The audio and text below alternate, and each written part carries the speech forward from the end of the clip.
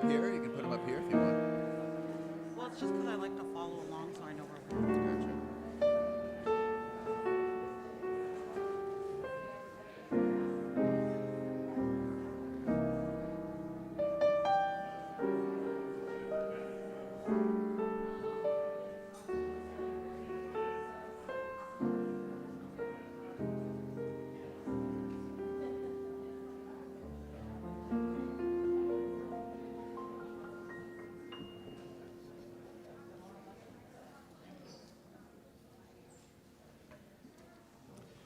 Welcome, everyone. Welcome to Pacific Unitarian Universalist Church, or as the fundamentalists like to call us, Puke. I've been working that one for a while. I know, it's not new material. Welcome today. We have today a sort of an Asian Pacific Island focus. It's Asian Pacific Islander Month. And we have a very special guest with us today. I'll allow Jewel to introduce him for us. It's so fun to watch people stream in from the parking lot. Right here, you can sort of see everybody coming, and I love that. Thanks for being here.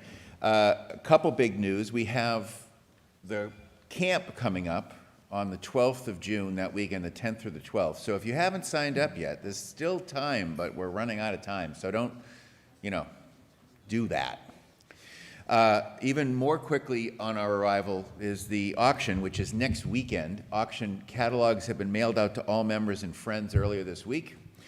We have a few extra on the patio there's an auction table over. Linda Jensen is standing over there now.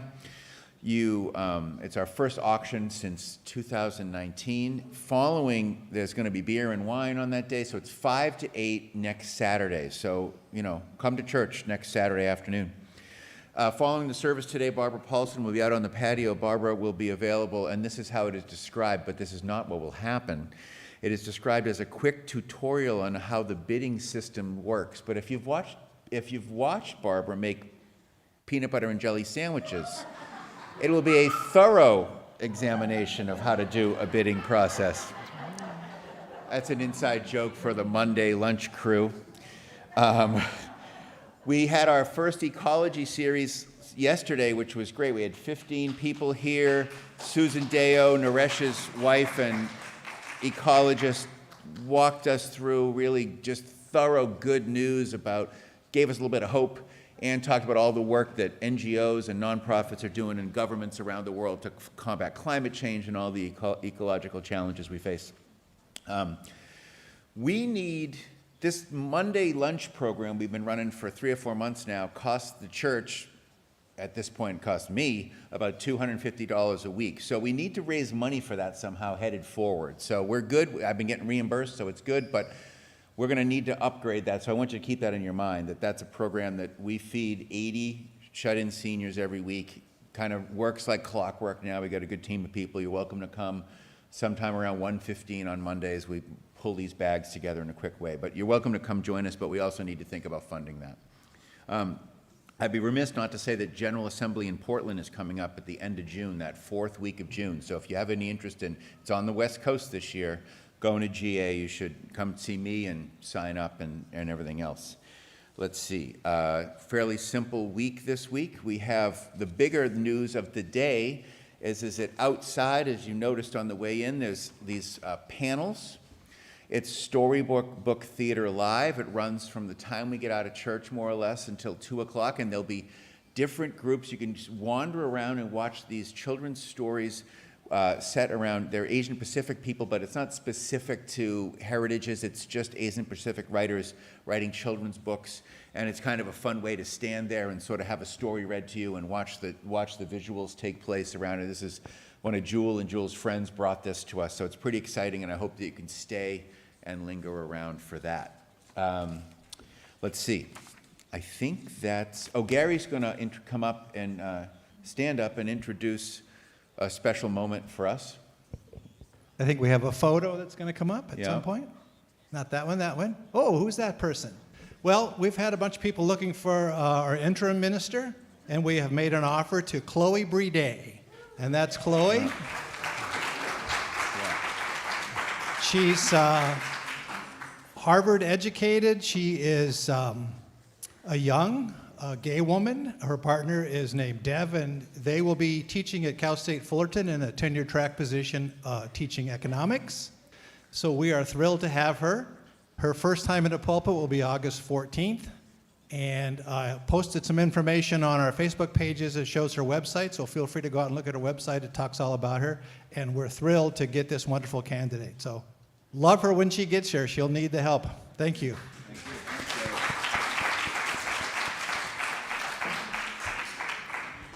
Thank you, Gary. Our chalice words today are from the writing We Gather as Many Drops by Leslie Takahashi. We gather as many drops, with winding our own path down life's surfaces and ruts.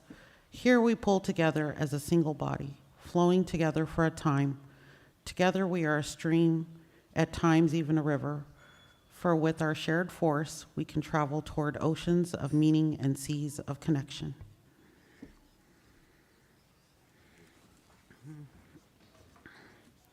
Good morning. For those of you who do not know me, I'm Jewel Fa'amalingi. My Samoan, Tongan, and Maori relatives raised me on occupied land of the Gabrielino Tongva Nation. As we sit here today with our feet placed on this ground, we begin by acknowledging the Tongva people as the traditional custodians of the land on which we gather.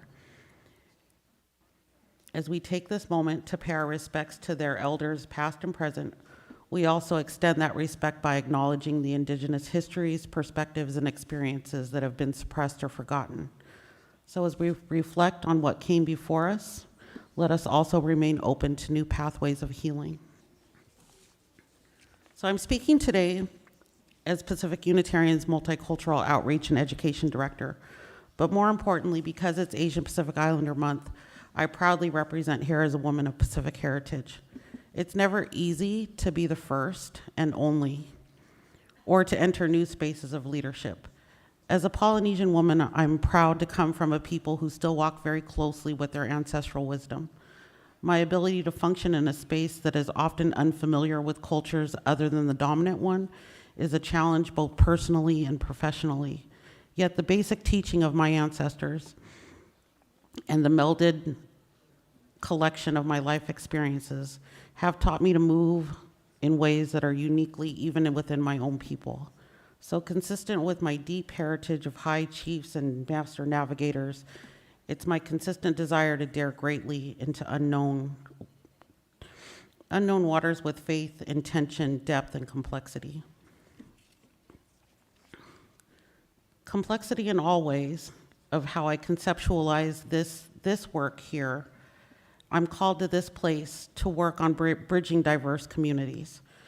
And all the while, I'm also bridging within myself, as I'm aware that it's not enough to stand on all that my people have taught me, but to know my path is to keep learning these tides, to keep riding these waves, and to help others find new pathways also.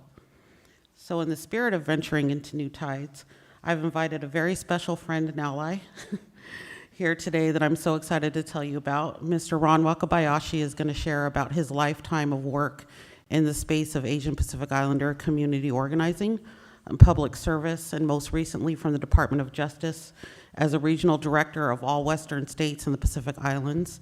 And even now in his retirement, he's still diligently working in the space of racial healing at a national level with Ohio State University, correct? And Ron can easily share what it is to know this term API, like we hear about API month. And so Ron has a very specific history with how that came about. So he has a lot of sensitivity and lived experience of how the term came about, what it means, and he can also help us to better understand where we are in the midst of today's racial reckoning and the importance of the reconciliation work that needs to happen and is happening. So there are few more qualified people in this country to speak to API issues, so it's really an honor to have such a national treasure here today. So now we're gonna go over to our first hymn, over to our opening hymn, Over My Head, and you're welcome to stand and sing along.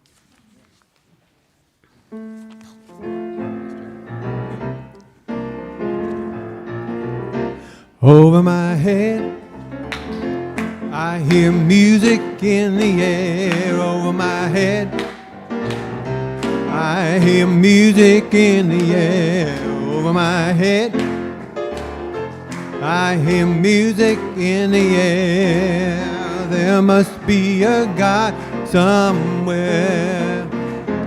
Over my head, I hear singing in the air. Over my head, I hear singing in the air. Over my head, I hear singing in the air. Yeah. There must be a God somewhere.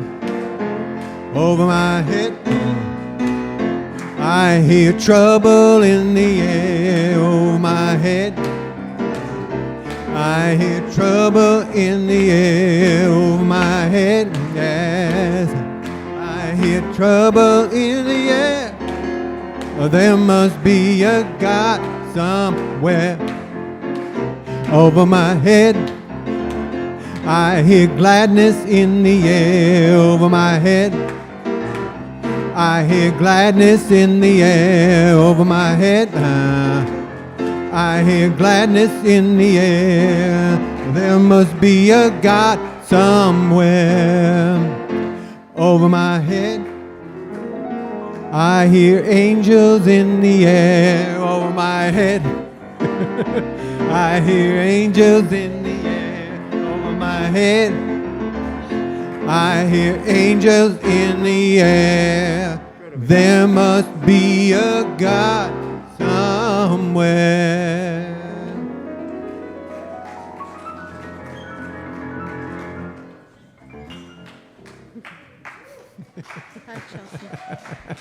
Oh, that was great.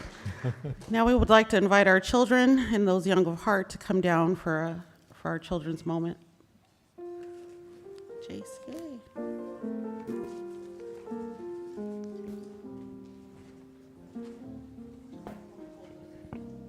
I got it. I think we're good. All right.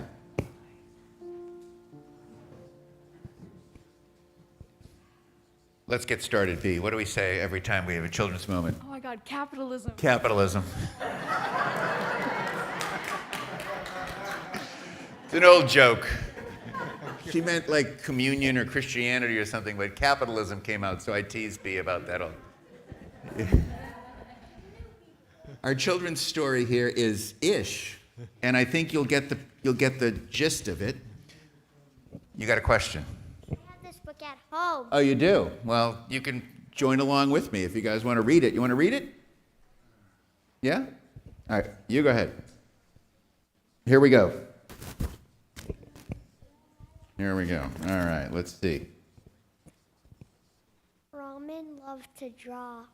Roman loved to draw. Yep. All right, this is going to have to go a little faster here. Let's see. Anytime. Anything. Anywhere. Exactly. There we go. One day, Raman was drawing the vase for flowers. His brother Leon leaned over his shoulder. Leon burst out laughing. What is that? Nicely done, he asked. Here we go. Good job. Raman couldn't even answer. He just crumpled up his drawing and he threw it across the room. He was frustrated because his brother said, basically he was saying, you're not a very good artist. Leon's laughter haunted Ramon. He kept trying to make his drawings look right. But they never did. Yep, that's right. At least that's what they thought. After many months and many crumpled sheets of paper, Ramon put his pencil down and said, I'm done. I'm done. There we go. All right. He was frustrated that he wasn't appreciated as an artist, right? There we go. This is what people think of my sermons, and I throw them in the trash. Marisol, his sister, was watching him. She said, What do you want? nicely done. You guys are good. He snapped. I was watching you draw, she said. Ramon sneered, I'm not drawing. Go away. Marisol ran away, but not before she picked up a crumpled piece of paper. Hey, come back with that. Ramon chased after her in the hall and into the next room. So she took one of his papers, and ran it into her room. And then tell me what she found. All of his drawings. Yeah, all up on the wall, right? Yeah. See that? So she appreciated his art. Somebody did. There's a couple people who like my sermons every week. I talk to them mostly. He was about to yell. Go ahead. You read that part. He was about to yell, but fell silent when he saw his sister's walls. He stared at the crumpled gallery. My God, what do you work for the movies? What's going on? Here we go. This is one of my favorites, Marcel said, pointing. That was supposed to be a vase of flowers, Raymond said, but it doesn't look like one. Well, it looks like a vase-ish, she exclaimed. Ish. Vase-ish, she exclaimed.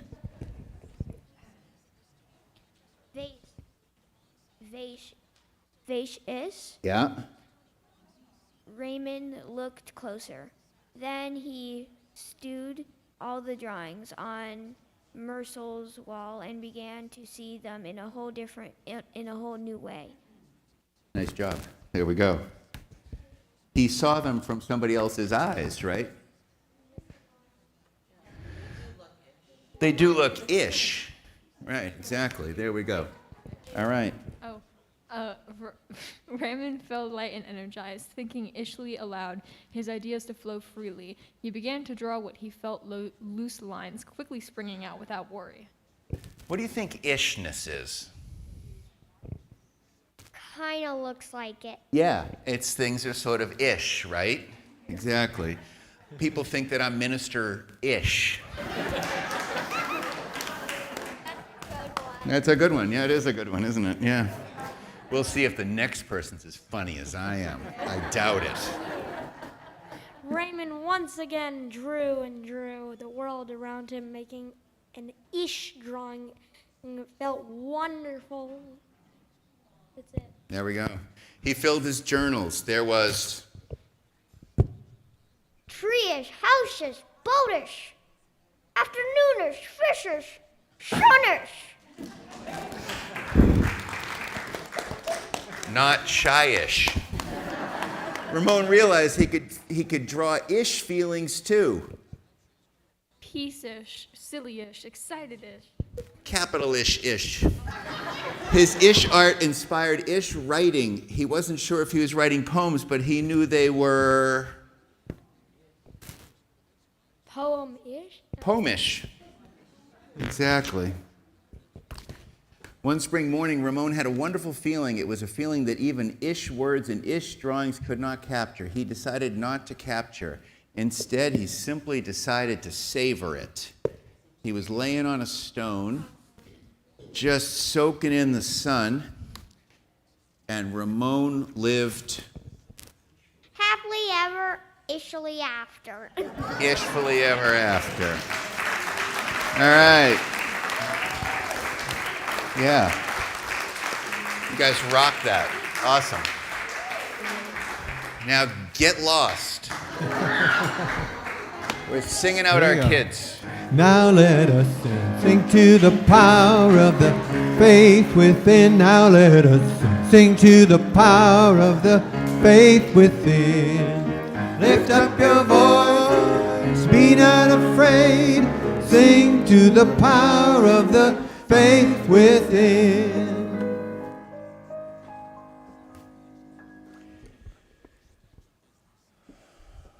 Now that they're gone, we can get down to cerebral, slow matters. It's our centering hymn, 159. This is my song. This always cracks me up.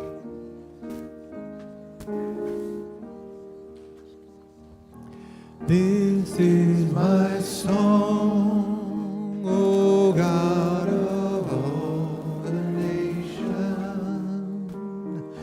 a song of peace for lands afar and mine. This is my song, the country where my heart is. Where are my hopes, my dreams, my holy shrine?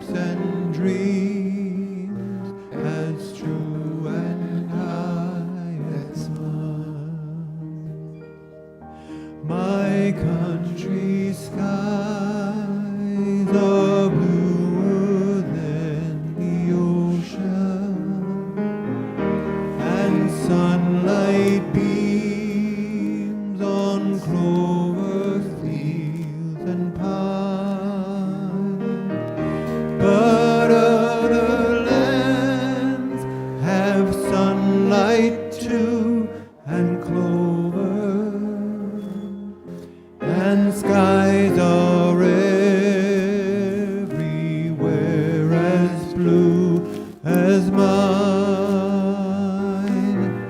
Oh, hear my song, thou God of all the nations,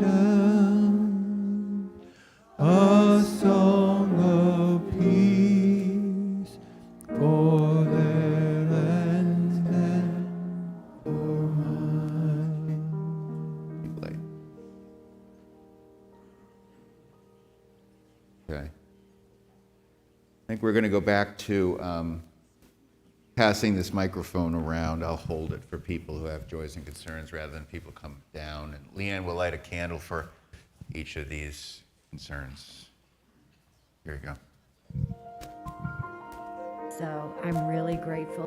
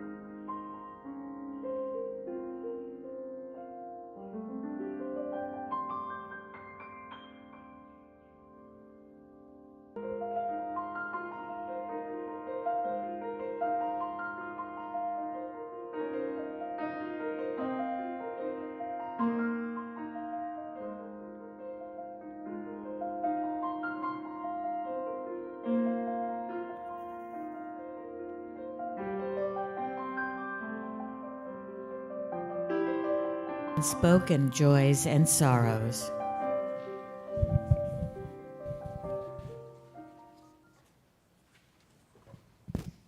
Jill's going to lead us in a prayer. Let's find a still space to hold those concerns. This is Claudine Olivia's prayer for the world. In the spirit of love and compassion, let us pray.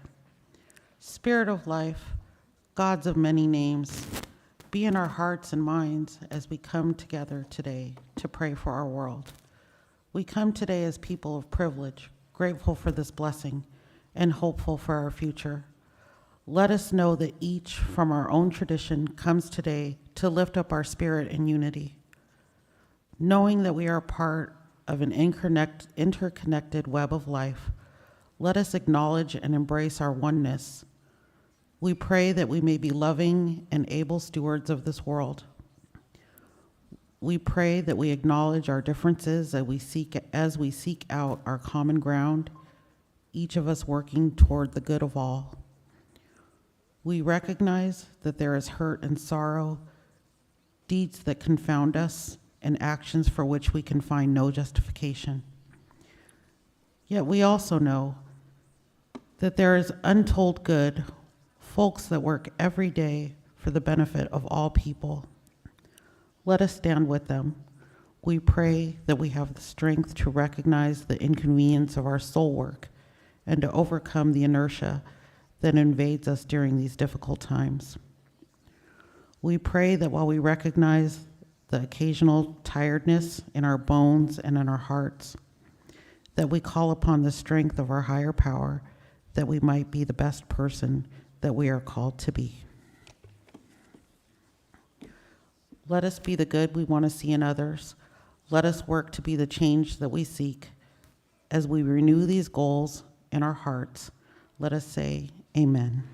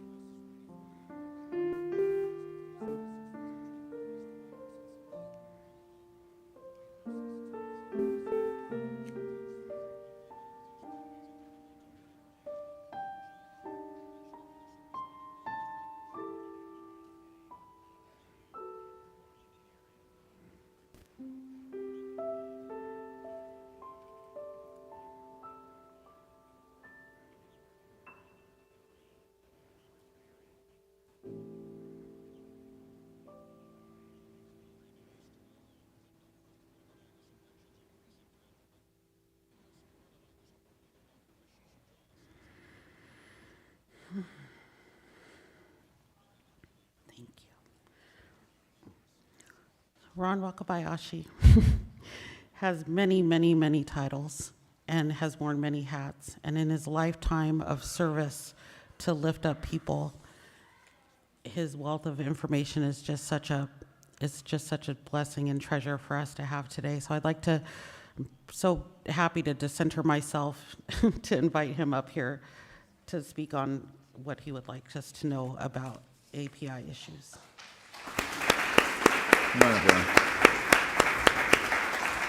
Thank you. Yeah.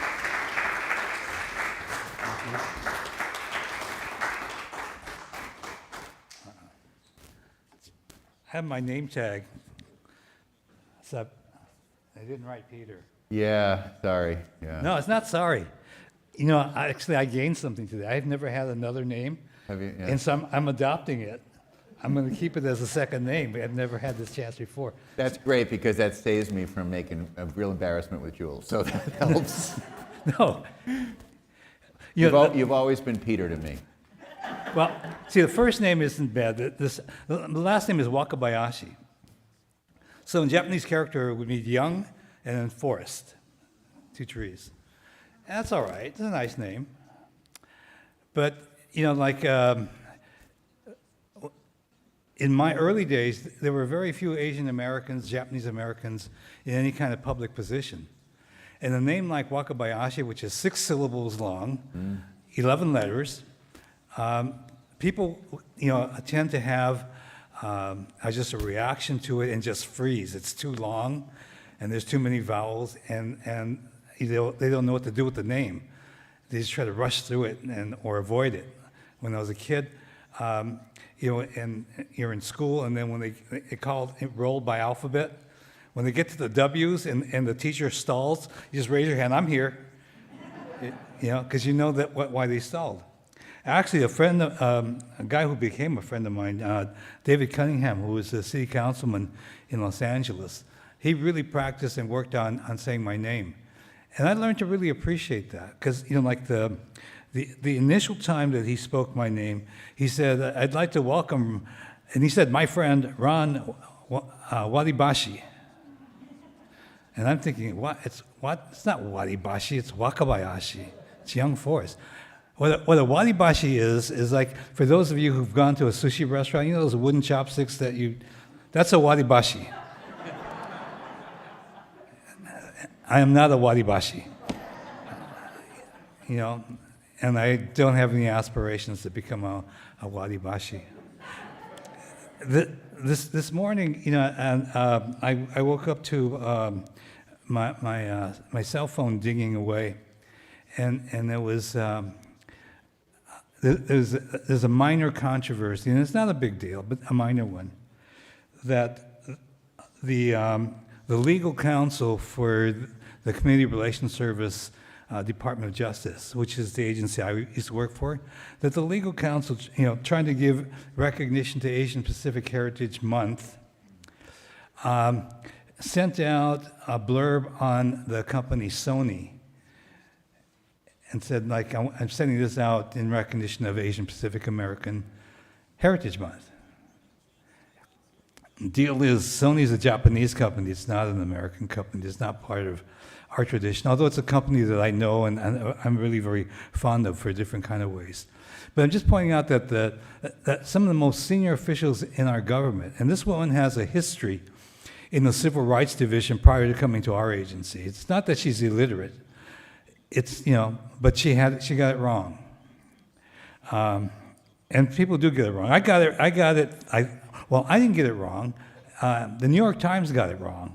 The only time that I was ever really quoted in the New York Times in a big way, and where in today's language it went viral, I was the director of LA County Human Relations Commission. So LA County would be the 7th biggest state in the country, right? We're huge. And the director of the County Human Relations Commission, you know what that director said that got quoted? He said that diversity is not an asset. And I did say that. I said diversity is not an asset. But the full paragraph is, I said that diversity is neither an asset nor a liability. It simply is. It's got assets and it's got liabilities. And with the increasing diversity in this country and in our community, the public policy challenge that we have is, how do we extract its assets, its benefits, and how do we minimize its liabilities? It's not saying, I don't accept the phrase that diversity is our greatest strength. It's only our greatest strength if we embrace it and if we manage it and we understand it. But blindly taking on diversity doesn't do anything special. It's tacos on Tuesday. And while that's nice, I'd like to have some other things on Tuesday as well. It limits you. So this Asian Pacific thing, just like every other kind of identity category, has had an interesting history. And if you go back, maybe not just outside of my memory, direct memory or experience, it's like if we go back to the Roman Empire, what the life expectancy was somewhere between 25 and 30 years. So we're doing pretty good, right? I mean, we're doing real well. In fact, when I was born, there were about 2 billion people on the planet, and about 10% lived in cities. Today, the numbers are over 7 billion, and 70% of us live in cities. Creates a different dynamic. The other thing in this time frame is, when I was born, and this is a way to say that we in this room, all of us, are among the most fortunate people that have ever graced this planet. if we give it like real, we're the most fortunate. There have been roughly, the scientific estimates are that there have been 114 billion human beings that have been on this planet. There's 7 now, small population, and we're here in the U.S. So when I was born, and I was born in 1944, the war's going on. My parents have just gotten out of concentration camps in the desert. That sounds like a hard start, right? Coming out of the concentration camps in the desert. But in the overall context of it, my entire life, and for probably everyone in this room, for our entire lives, what have we had? We've won 6 lotteries at least. For my entire life, I've had running water. For my entire life, I've had electricity. For my entire life, I've had access to entertainment and, like television and radios. In 44, I was born. In 45, a thing called penicillin came on the market. Between someone born in 1944, male born in 44 in America, had a life expectancy of 67 years. If you're born in 1945 after penicillin, your life expectancy moved up to 74 years. So I'm born in that window. I've had running water, electricity, travel, TV, movies, all of that stuff. And I end up in a career where I get Social Security and a pension. So I could retire. I'm blessed. I'm so blessed. And I wanted to put that in the context of, like, when you look at that growth, when we take this little sliver of folks, and it's not so little when you look at it worldwide, 4 out of 10 people walking on this planet are Asian. So we're, in a global sense, we're a pretty large number. In an American sense, when I was born, Asian Americans in this country were less than 1/2% of the population. Incredibly small number. In fact, the number 4 question on every census is the race question. And so the race question back then for my parents, my community, is, which box we marked on the census? Is the box that said other. And the next decade we marked other, and the decade after that we marked other. And when it changed was when the Black Civil Rights Movement came into place and advanced changes, in the way America viewed, people of the world and people, who they were even going to let into the country. Because we had the Chinese Exclusion Act, gentleman's agreement that kept, Asians out of the country. The population, had a certain profile that was different, but it starts gradually changing. The Civil Rights Act changed the demographics of this country because it changed immigration law. No longer was it that only 100 people can come from Japan, only 100 people can come from the Philippines, only 100 people can come from China or Korea. It was put on an even basis with all other countries, for the most part. So when that happens, that's, the Civil Rights Acts take place in the mid-'60s, right? Voting rights and all that stuff. By the time we get to the 80s, 1981 is a very cool year. 1981, a couple of things stand out to me. One is that salsa outsells ketchup in the United States for the first time in history. And ketchup is of Chinese origin, by the way. So that's sort of a little indicator reflection of the change taking place. This thing that we call Asian Pacific Heritage Week or month or day, it started off as a day. And it started off by 2 Chinese women who happened to work for a congressman named Frank Horton from New York. And they just bugged him. They said, hey, boss, we just did a centennial of this country, and they did the thing of like recognizing, the completion of the Transcontinental Railroad And if you know that history, right, half of it starts on the East Coast and half comes on the West Coast. The West Coast in particular, the labor force was overwhelmingly Chinese. And when you read about it, these guys are hanging off a cliff, pounding away at mountains and clearing the way. It's really difficult work. And we had a number of people who just passed away doing that.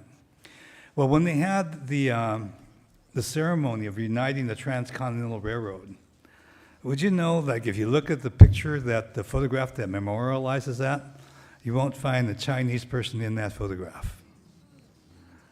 In fact, when the railroad was completed, they were left wherever they were and had to figure their own way back to wherever they needed to get to. No, not included.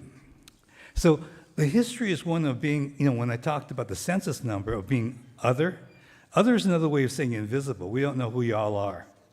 And in fact, when I became the JCL director, Jimmy Carter was the president, and we got invited to the White House. And a guy named Hamilton Jordan, who was his press secretary, we're in the East Room, and he welcomes us, glad to have you all here. He says, but I got to be honest with you, I don't know what y'all are. And I thank him, that was an honest statement. He didn't know who we were. He didn't know if I was Wakabayashi or Wadibashi. It was the invisibility of it. But the Heritage Week designation eventually evolves into a week and into a month. In fact, I chaired the first Asian Pacific Heritage Week. It was week then, dinner. And I don't know if any of you recall, remember the old Ambassador Hotel? How many people remember Ambassador Hotel? Yeah, the younger folks don't even know what that was. Remember the Coconut Grove? Right? Prom night, right? It's not there anymore. But we had that dinner there that night. And I remember that night, it was in one of the first major gas shortages in this country, and I was scared to death that I wasn't going to have an audience for that. But it's, what I'm trying to put in context is that in a whole global sense, this thing of who we are, that we were born in places that, at the time I was born, people lived and died, 90% of us, way more than 97% of us lived and died within 25 miles of where we were born. It's a different world now, right? The thing of a word you use, capitalism. Capitalism did us the disfavor of creating the need for putting people in cities. Because we needed the labor force. So we stack people on top of each other. And labor is really the history when we think about race in this country. We use black labor first because it's cheap. Slavery is fairly inexpensive to the ownership. Other forms, when we think about the Bracero program here, that's fairly inexpensive. In Hawaii, if you think about the labor force there that ran the plantations, there was a steady rotation of folks that they brought in, and each of the housing units were separate. The Filipinos were separate from the Chinese and from the Japanese and from the Koreans, and they were all brought in at different times to keep wages down. So the history of immigration to this country is different. So the numbers I cite in the mid-60s, by 1981, when I said that salsa outsold ketchup, that same year, two other things happened. Trade across the Pacific exceeded trade across the Atlantic for the first time in this country's history. And the immigration pattern across the Pacific, including from our southern border, became larger than that from Europe. That's been our history and tradition, and it changes. So now we put all these folks together, and as I get into the roles of being the human relations director for the city and county, what city council wants us to promote is, we want to promote that we are the most diverse city in the United States. We have over 100 languages, spoken here in our school district. We have all of this diversity, and that's where we get that phrase, diversity, is our greatest asset. And where I have some difference with that statement. It's conditional. It can be our greatest asset. So we talk about like sort of this Asian Pacific Heritage Week, and how we arrive at that name. If we look, and if you walk around Los Angeles as an example, there are some organizations that existed in the 60s, which were the first time that different Asian communities came together. Because within the different Asian communities, as small as we were, we didn't band together. So Koreans and Chinese and Japanese, we're separate communities. We don't speak the same language. We don't eat the same food. We don't have the same customs. We're really very different people. Believe me, I'm married to a Chinese woman. We are very different people. The traditions that we have, there was a whole lot I had to learn about, how to be a member of her family. And she had to learn about being a member of my family. But, that learning takes place kind of gradually. There's a gradualism to it. The populations grow slowly. But, there's, I remember a cartoon that existed like, if like, one Japanese person, is kind of just a curiosity. It's a samurai or a geisha. If there's two, it becomes a sushi bar. And when it becomes three or more, it becomes a concentration camp. The numbers create a threat if they're not known and not understood. Because if you look at like in that same time period when I said 1981, well, in 1984, there's the murder of a Chinese man named Vincent Chin. He would have been celebrating his 60th birthday, this month. That was the time, if folks, like I have a recollection of 81. In 81, American auto industry was being tanked, right? It was called, the Rust Belt was developing. So 2 unemployed auto workers were at a bar, and Vincent Chin was there to celebrate his wedding the next day. And they said to him, "You Jap, we lost our jobs because of you." And they got thrown out of that bar. But they hired someone else, and they waited for Vincent Chin to come out. They chased him. Father-in-law held him while the son-in-law battered his brains out, and he was left brain dead in the street. In that same time period, I was a JSL director, and I started collecting news clips because we didn't have Google or like much in terms of computers back then. And I started collecting news clips. And within a month, I collected 30 news stories around the country of anti-Asian incidents. And, Norm Mineta, Congressman Mineta, who passed away this month, distributed it to the Congress.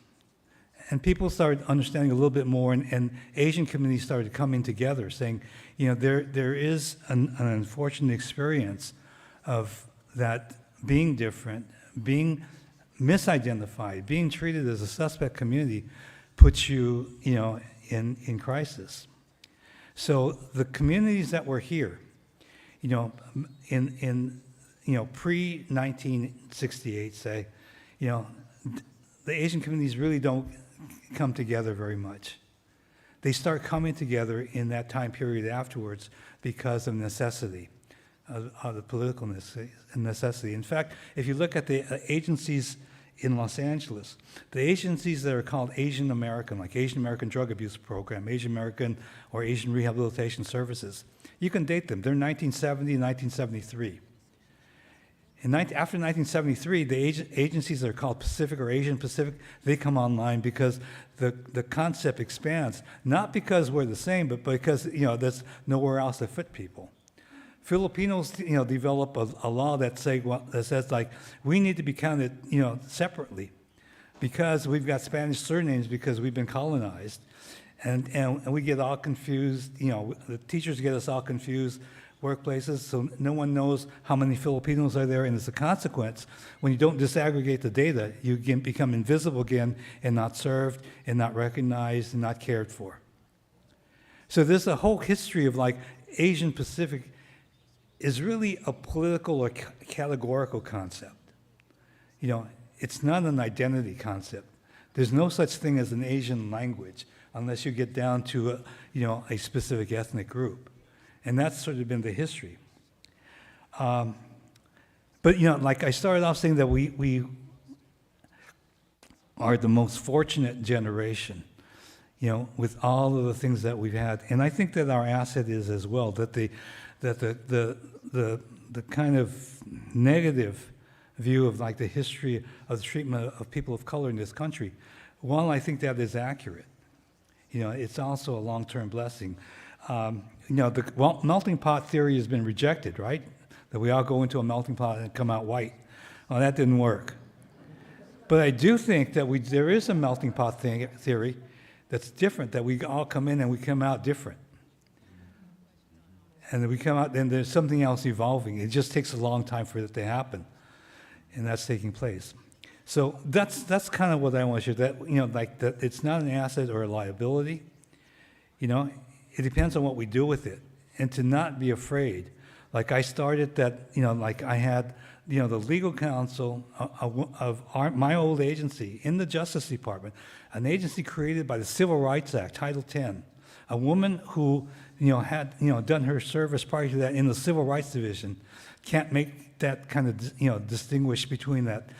We're going to make mistakes. Like if you understand everything about every, identity community in this, that we touch, you deserve several PhDs. It's just not possible. So content approach is not. It's an openness. Let me kind of end with a story that shares that concept. There was in the dead of winter. It was snowing, freezing, terrible weather. A man was kind of walking through an open field, and he found a bird that was just freezing to death. It was trembling because it was so cold. And he took pity on the bird, and he was trying to think, what can I do to help this bird survive? And he looked around, and the only thing he could find, he found some cow manure. And he said, well, that could at least, insulate the bird and keep it warm. And he put the cow manure all around the bird, and it worked. It kept the bird warm, and the bird, was feeling better. And the man did his job, and he says, oh, I'm so glad that worked out, and he went on his way. And the bird felt better, so much better that he started to sing. And that brought the attention of another traveler. And he saw the bird, and he goes, oh my goodness, this poor bird is kind of wrapped in manure. So he took all the manure off the bird, and he did his good deed and went on his way.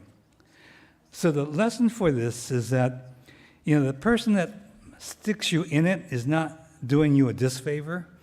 The person that gets you out of it is not necessarily doing you a disfavor.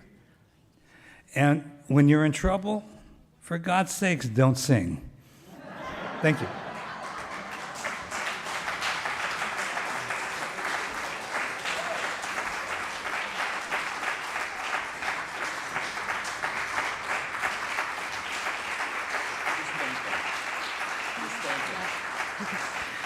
Thank you. Thank you, Dr. Rochford.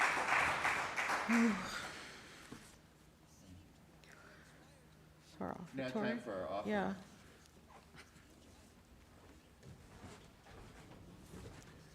Now time for our offertory. And I usually liberate you with some kind of humor, but I want to honor the moment and the danger that still affects people of various colors and diversity in this country. And let's know that we intend and are fighting to even be a better version of the melting pot that can be in this place, and give generously for that work. Thanks.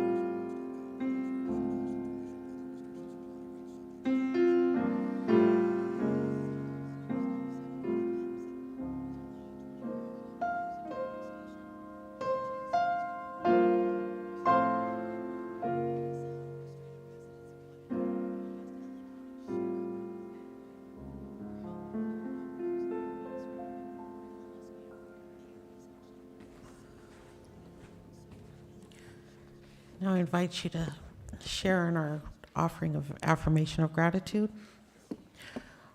Let us be grateful when we are able to give, for many do not have that privilege. Let us be grateful for all those who share their gifts, for we are enriched by their giving. And let us also be grateful, even for our needs, so that we may experience the generosity of others. Our closing hymn is We'll Build a Land.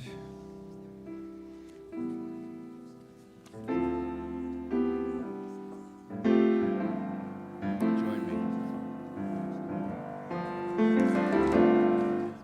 We'll build a land where we are broken. We'll build a land where the captives go free, where the oil of gladness dissolves all mourning. Oh, we'll build a promised land that can be. Come build a land where sisters and brothers, anointed by God, may then create peace, where justice may roll down like a water, and peace like an ever-flowing stream. We'll build a land where we bring the good tidings to all the afflicted and all those who mourn, and we'll give them garlands instead of ashes. Oh, we'll build a land where peace is born. Come build a land where sisters and brothers, anointed by God, may then create peace, where justice shall roll down like a water, and peace like an ever-growing stream. We'll build a land, building up ancient cities, rising up devastation from old, restoring ruins of generations. Oh, we'll build a land of people so bold. Come build a land where the mantles of praises resound from the spirits once faint and once weak, where the oaks of righteousness stand her people.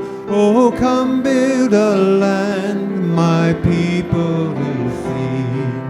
Come build a land where sisters and brothers, anointed by God, may then create peace, where justice shall roll down like a water, and peace like an ever-flowing stream.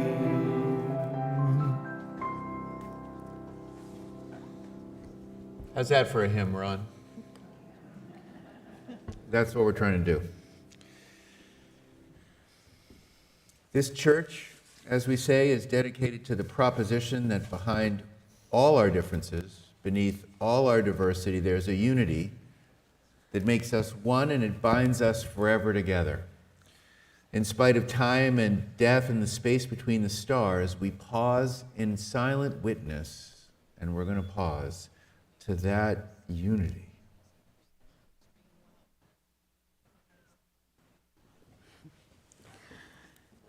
In Hawaii, our parting blessing is ho'omaika'i. In Samoan, we say that we wish you fa'a manuinga'anga. And in Tongan, we say we send you off with this blessing. Ne whai ha ki'i lotu noa kumi pili ha'a. Ma'ua taukani alofa. May the blessing of love be upon you. May love's peace abide with you. May love's presence illuminate your hearts now and forevermore.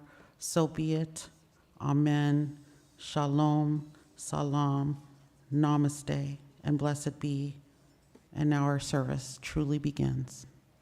Now our service truly begins.